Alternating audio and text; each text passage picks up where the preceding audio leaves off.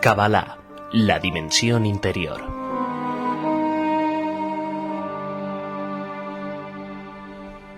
Quince B'Av, Tu B'Av, el día de los enamorados, y por eso vamos a hablar hoy sobre este día. También queremos felicitar a Jonathan Chocorón y a él, que se casan hoy en Jerusalén. Felicitaciones desde Radio Sefarad. Entonces vamos a hablar sobre Tu Bishvat. En Talmud Ta'anit, en página 26b, Rabbi Shimon Gamiel dijo: no hubieron mayores festividades para Israel que el 15 de Av y Yom Kippur. El Talmud enumera varios acontecimientos alegres que ocurrieron en el 15 de Av. El primer suceso es que cesó el fallecimiento de la generación del Éxodo, varios meses después de que liberaran al pueblo de Israel de la esclavitud egipcia. El incidente de los espías, recordemos, demostró la falta de preparación para la conquista de la tierra de Canaán y de desarrollarla como la tierra santa. Dios decretó que la generación entera morirá en el desierto y sus hijos entrarían a la tierra en su lugar, como está escrito en el libro Números en capítulo 13 y 14. Después de 40 años de vagar a través del desierto, finalmente terminaron de morir y la nueva generación de judíos estaba lista para entrar en la Tierra Santa. Era el 15 del Av del año 2487 de la creación. El segundo suceso que sucedió en el Tu B'Av es: los tribus de Israel fueron a autorizarse a casarse entre sí. Le explico un poco mejor. Para asegurar la división ordenada de la Tierra Santa entre las 12 tribus de Israel, ciertas restricciones habían sido impuestas a los matrimonios entre los miembros de dos diversas tribus. Una mujer que había heredado tierras tribales de sus padres tenía prohibido casarse fuera de su tribu, para que sus hijos, miembros de la tribu de su padre, no hereden una tierra que originalmente pertenecía a otra tribu, como nos explica en el Números 36. Esta ordenanza fue impuesta a la generación que conquistó y colonizó la Tierra Santa. Cuando la restricción fue abolida, fue el 15 de Av, el Tu de B'Av. El acontecimiento fue considerado una causa de celebración y festividad. El tercer suceso que sucedió en 15 B'Av es que la tribu de Benjamín fue permitida retornar a la comunidad. Vamos a explicar un poco qué sucedió con el tribu de Benjamín. El 15 de Av fue también el día en el que el tribu de Benjamín, que fue excomunicado por su comportamiento en el incidente de la concubina en Gibá, fue readmitida en la comunidad de Israel, como nos explica en Jueces 19:21. Esto ocurrió durante el gobierno de Otniel ben Kenaz, que condujo al pueblo de Israel en los años 2533 a 2573 de la creación. El cuarto suceso que sucedió en Tu B'Av, en 15 B'Av, fue: Osea ben Elías abre los caminos a Jerusalén. Después de la división de la Tierra Santa en dos reinos, luego de la muerte del rey Salomón en el año 2964 de la creación. Jeroboam ben Nebat el rey decidiente, reino norteño de Israel, instala barricadas para evitar que sus ciudadanos hagan el peregrinaje trianual al Santo Templo en Jerusalén, capital del reino meridional de Judea. Recuerda, ves, que 3 veces al año el pueblo de Israel subía hacia el templo. Y eso fue la festividad de Pesach, Sukkot y Shavuot. Entonces, con la finalidad de evitar que vayan, entonces Jeroboam ben Nebat puso barricadas, para impedir el paso hacia los judíos.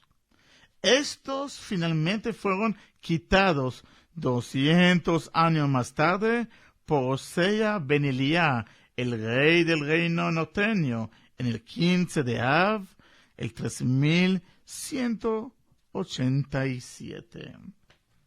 El quinto suceso que nos comenta el Talmud es que se permitió enterrar a los muertos de Betá. Contemos, el cual ya de eso hablamos la semana pasada. La fortaleza de Betá era el último escalón de la rebelión de Bar Kokhba. Cuando Betá cayó el 9 de Av del 3893, mataron a Bar Kokhba y a millares de los judíos. Los romanos masacraron a los sobrevivientes de la batalla con gran crueldad e incluso no le permitían enterrarse a sus muertos. Cuando finalmente dieron entierro a los muertos de Betá, fue el 15 de Av de 3908. Una bendición adicional a todo Bemetiv, el cual nosotros efectuamos en el rezo, fue agregada a la bendición de después de la comida en su conmemoración. El sexto suceso que pasó en 15 de Av, el cual nos comenta la Gemara, es el día de romperse el hacha. Cuando el Santo Templo estaba en pie en Jerusalén, el corte anual de la leña para el altar era concluido el 15 de Av. Este acontecimiento era celebrado con banquetes y festejo, como es costumbre en la conclusión de una obra santa, e incluía la quiebra ceremonial de las hachas que dieron a este día su nombre. Estos acontecimientos pueden todos ser dignos de conmemoración y celebración. Pero, como explican la asombrosa declaración de Rabbi Shimon, que no había mayor festividad para Israel, ¿cómo podemos explicar esta frase que nos dice Rabbi Shimon en la Gemara? ¿De qué manera es el 15 de Av más importante que Pesach, día de nuestro éxodo de Egipto, o de Shavuot, el día de recibimos de la Torah? Rabbi Shimon incluso coloca este día antes de Yom Kippur. Porque nos dice nosotros en la Gemara, como le expliqué anteriormente, no hubo mayor festividad para Israel que el 15 de Av y Yom Kippur. Primero pone el 15 de Av y después pone Yom Kippur. Entonces, para poder entender el significado del 15 de Av, debemos primero examinar el funcionamiento del calendario judío. La característica básica de nuestro calendario es que, sobre todo en un calendario lunar, un calendario en que los meses se fijan de acuerdo con la fase de la luna. Es decir, nuestro calendario, que es el calendario lunar, nosotros fijamos los días de acuerdo a la posición de la luna. El Zohar explica que el pueblo de Israel marca el tiempo con la luna, porque somos la luna del mundo. Somos como la luna, nos elevamos y caemos con la noche de la historia en las épocas de crecimiento y de valorización. Tenemos momentos de plenitud luminosa que se alteran con momentos de oscuridad y tinieblas. Y como la luna, cada regresión y derrota es un preludio a otro renacimiento, otra renovación. En algún punto de un circuito de 29.5 días sobre la Tierra, el punto en el cual está más cerca del Sol, la luna desaparece del cielo nocturno. La noche en la cual la luna es visible por primera vez al observador terrenal, después de su ocultación, marca el comienzo de un nuevo mes en el calendario judío. Por las 2 próximas semanas, el mes judío crece con la luna, alcanzando su ápice en su 15ª noche, la noche de la luna llena. Entonces siguen 2 semanas de luna descendiente, hasta la noche en que la luna queda totalmente opaca y el mes llega a su cierre. El renacimiento de la luna, 29 o 30 noches después de su nacimiento anterior, asegura a la luna en el mes próximo un nuevo ascenso a la plenitud, seguida de otra pendiente al ocaso, seguida de otro renacimiento. Por consiguiente, al 15º día del mes judío marca el punto más alto de lo que este mes contribuye a la vida judía. Por ejemplo, Nisan es el mes de la salvación y fue el primero de Nisan que el proceso de liberación de Egipto comenzó, pero los resultados de este proceso fueron complementados el 15 de Nisan con el éxodo de Egipto. Por eso celebramos la festividad de Pesaj en el 15 de Nisan y que experimentamos el regalo divino de la libertad con las observancias del Seder. Otro ejemplo es el mes de Tishrei. En el primer de Tishrei, es decir, en Rosh Hashanah, coronamos a Dios como Rey del universo, renovamos el propósito de la creación, evocando en Dios el deseo de continuar creándola y manteniéndola. Pero la celebración de la coronación divina se eclipsa por los días de solemnidad y temor que ocupan las primeras partes del mes Tishrei, y sale realmente la luz en la alegre festividad de Sukkot, que comienza en el 15 del mes. Así interpreta el Talmud del significado del versículo que se encuentra en Salmos 81:4. Suena el shofar en la renovación de la luna, que se cubre hasta el día de nuestra festividad. El shofar, que su sonido representa nuestra coronación de Todopoderoso, suena el primer de Tishrei, el día de la renovación de la luna. Pero, como la luna misma, la experiencia queda encubierta y estática en gran parte hasta este día de nuestro festival, es decir, el Sukkot, el 15 de Tishrei. Lo mismo ocurre en cada uno de los 12 meses del año judío. Cada mes posee una característica y cualidad única que experimenta un ciclo de disminución y crecimiento, ocultación y expresión, alcanzando su clímax en el 15º del día de mes. Esta es la singularidad del 15 de Av. Cuando mayor es el descenso de un objeto por una pendiente, mayor será el ímpetu en la próxima colina. Cuando más se estira la flecha detrás del arco, mayor es la fuerza que tendrá al ser soltada. Esta ley orgánica de la naturaleza también gobierna el flujo del tiempo lunar y las cualidades espirituales que él conlleva.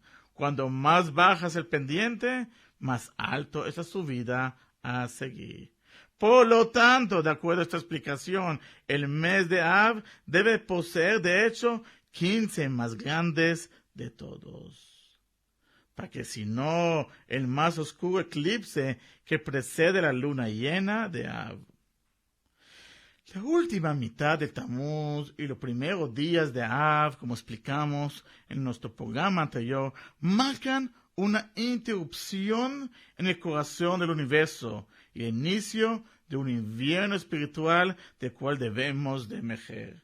En el 17 de Tammuz, el año 3829 de la creación, el ciclo lunar de la vida judía tuvo ocaso más abrupto de su historia de 4000 años.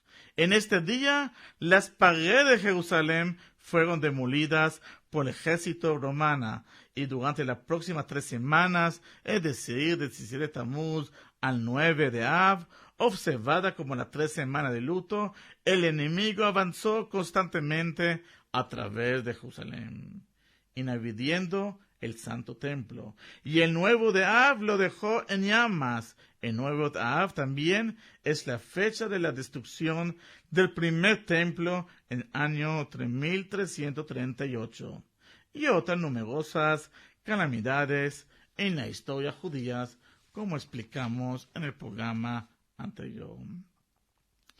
La destrucción del templo fue solamente la contraparte física de una pérdida espiritual más profunda. El santo del templo en Jerusalén era la morada manifiesta de la presencia de Dios en este mundo, la fuente de todo espiritual y divino en nuestras vidas, y el foco de nuestros esfuerzos de poner en ejecución el propósito divino de la creación, crear una morada para Dios en el mundo físico. Su destrucción marcó el fin de esta relación directa y abierta entre Dios y su creación, y el inicio de un estado de galut, ocultamiento de la cara divina.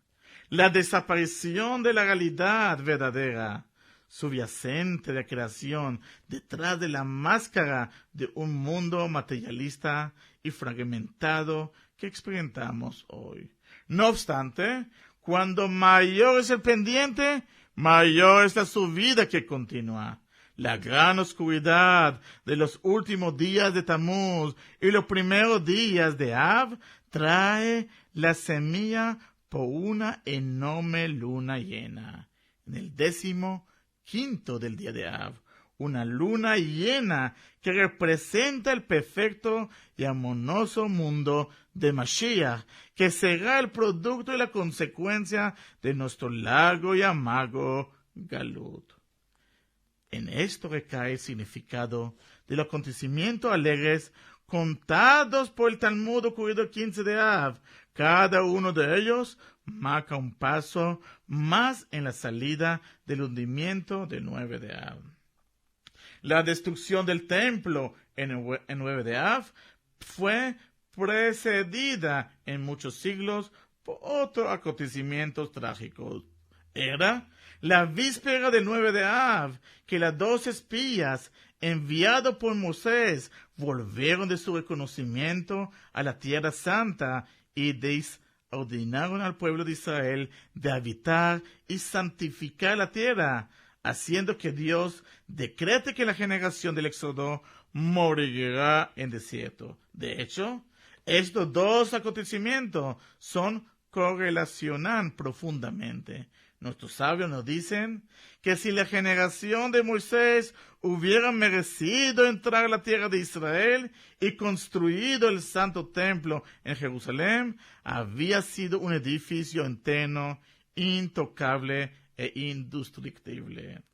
La meta de una morada para Dios en este mundo habría sido complementada y realizada perfectamente, evitando la necesidad de cualquier regresiones o pendientes subconsecuentes. Así, los acontecimientos de este 9 de Av, el desierto, fueron el comienzo y origen de la destrucción y el galut con el cual este día es recordatorio. Por eso, cuando cesó la muerte de la generación de Éxodo el 15 de Av, esto marcó los principios de la subida de Av. Una nueva generación estaba preparada para entrar a la tierra y para poner las fundaciones para renovaciones y reconstrucción. Y cuando las prohibiciones entre las tribus fueron quitadas, permitiendo pues que sus miembros se unan en matrimonio el uno con el otro. Otro elemento de la pendiente fue el rectificado. Nuestros sabios nos dicen que la causa primordial de la destrucción del templo fue la desunión dentro del pueblo de Israel. Por consiguiente, la clave de la subida de la redención es a través de fomentar la unidad y la armonía entre nosotros. También es el significado de los otros dos acontecimientos ocurridos el 15 de Av. La aceptación de un tribu errante de Benjamín en la comunidad y el retiro de las barricadas que dividían a los hijos de Israel entre dos naciones y impedían que el santo templo funcionara como fuerza unificadora entre hermanos separados para la distinción política. La caída de Betar, el 9 de Av, que representó el último esfuerzo significado de liberar la tierra de Israel de la opresión romana, fue culminación de la tragedia de la destrucción del Santo Templo y exilio de Israel en esta misma fecha, una generación anterior. La primera tregua de esta abrumada destrucción al pueblo judío fue dar entierro a los muertos de Betar el 15 de Av, 15 años más adelante, en otro ejemplo de cómo el 15 de Av logra el rescate y la rectificación del 9 de Av. La forma con la cual se concluía el corte de la madera para el servicio del templo era celebrar el 15 de Av en otra manifestación de significado de este día. El romper las hachas expresa el máximo propósito del templo, que su destrucción recordamos el 9 de Av y aguardamos su reconstrucción con la llegada de Mashiach. ¿Por qué se rompían las hachas? ¿Por qué no almacenarla para el corte del próximo año? Porque el hacha representa el antítesis, por lo que el altar y el templo en su totalidad existían. Con respecto a la construcción del altar, recordemos que Dios ordenó: cuando construyan el altar de piedra para mí, no lo construyan de piedras cortadas, porque si tu espada se ha levantado sobre él, lo has profanado. No levantes hierro sobre él. El altar de Dios será construido de piedras enteras, como nos explica en Éxodo capítulo 20, versículo 22, y también en Deuteronomio 27, 5 y 6. Si cualquier instrumento de metal tocaba una piedra, esta piedra era impropia para ser usada en altar. Nuestros sabios explican: el hierro fue creado para cortar la vida del hombre, y el altar fue creado para alargar la vida del hombre. Por ello, no corresponde que el que acorta se levante sobre el que alarga, como nos dice en el Talmud Midot 3 y 4. El hierro es el instrumento de la guerra y de la destrucción, y no tiene lugar en la deconstrucción de un instrumento cuya función es atraer paz y armonía entera al mundo. Por supuesto, estos acontecimientos fueron solamente las primeras tenues de las luces luna llena de Mashiach, una luna llena que todavía tiene que emerger de la oscuridad que la envuelve. Por ello, hoy en día, el 15 de Av es acontecimiento relativamente menor importancia en nuestro ciclo anual. Recordemos el día, pero sin la grandeza del Pesaj, la alegría de Sukkot o la diversión de Purim. Pero a la diferencia de estas festividades, por su luna llena, experimentamos actualmente la luminiscencia del 15 de Av. Todavía esperamos que brille en su cenit. Todavía estamos en el Galut, aún en este oscuro ciclo, todavía escalando la pendiente en el cual el acontecimiento del 17 Tammuz y el 9 de Av nos hundió. Pero la fecha ya está fijada en nuestro calendario como el 15, más grande de todo, y con la inminente llegada de Mashiach, la verdadera razón del día de romperse las hachas. Saldrá a la luz y el 15 de Av será revelada como nuestra más grande festividad. Esperamos, amigos, que en este día podemos recibir a nuestro Mashiach Tzidkenu y podremos ver la construcción de ese templo. Y Shana Abba nos encontremos en Radio Sefarad desde Jerusalén en la construcción del tercer templo. Que tengan un Shavuot Tov, que tengan un año de mayor felicidad, que tengan un día de amor, de alegría y festividad. Como también lo expliqué, no tuve tiempo, en este día salían todas las chicas vestidas lindas a buscar a su pareja. Es el día del amor en Tu Be'av. Muchas gracias y nos vemos la próxima semana.